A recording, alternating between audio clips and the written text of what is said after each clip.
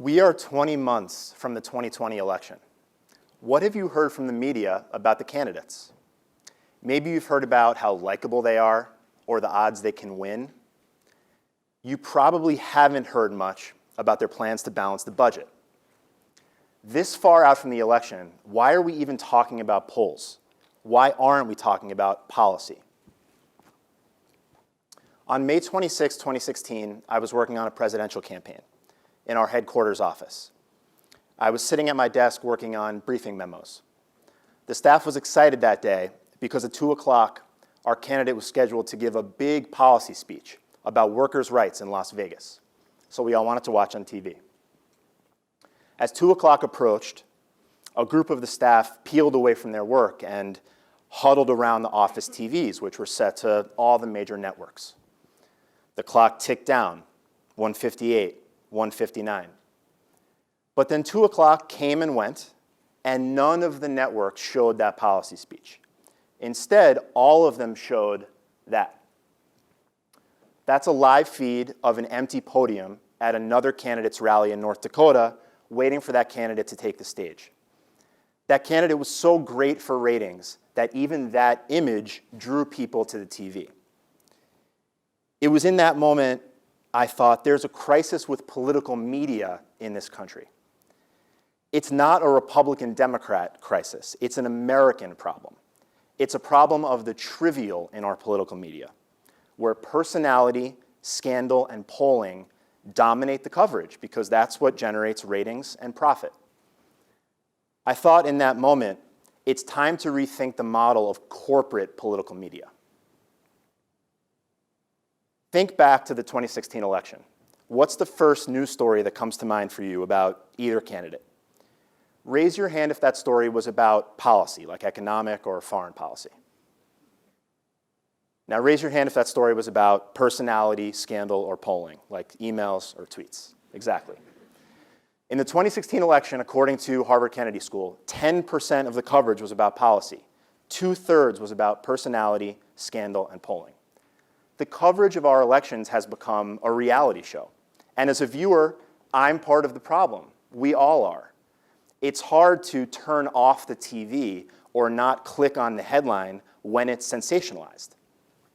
But imagine for a moment if our political media were free from profit pressures, free to focus only on the stories they think the public really needs to know, and free to pursue those stories with depth and with context.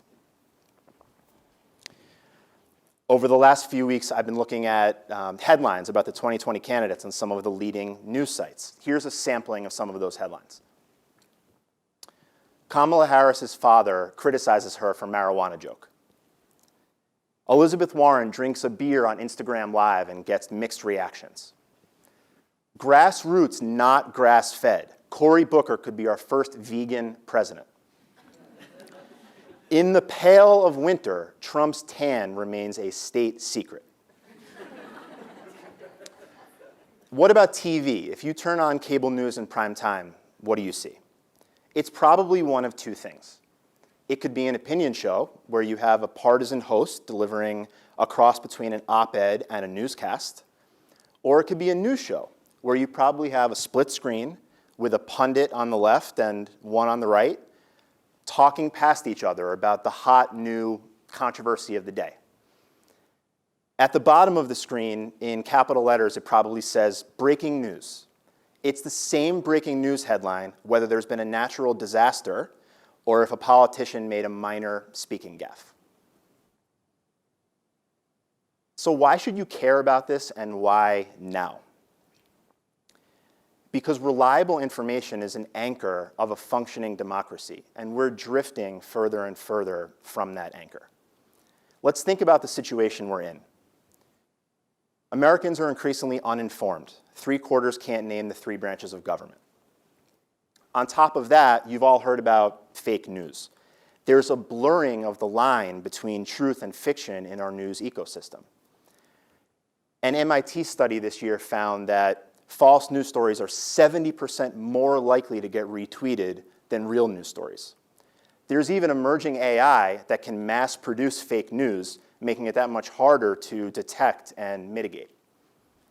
And finally, less than half of Americans trust the mass media. That's down from 70% in the 1970s.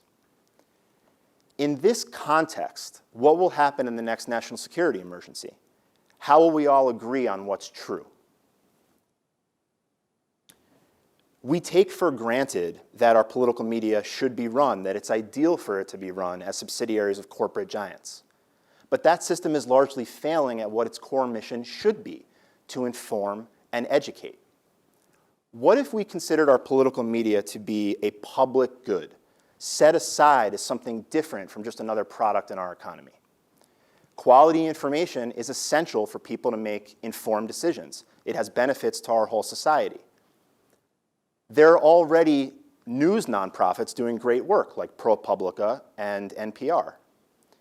And you know what the most trusted institution in the entire country is? PBS. We could take that model and build a new generation of political media nonprofits with a strictly nonpartisan educational mission and with stable long-term capital backing from foundations and small donors. One day, maybe you'll run a company that owns media assets. Maybe you'll be looking to invest for impact. When you're in that position, consider that media is part of the lifeblood of our democracy.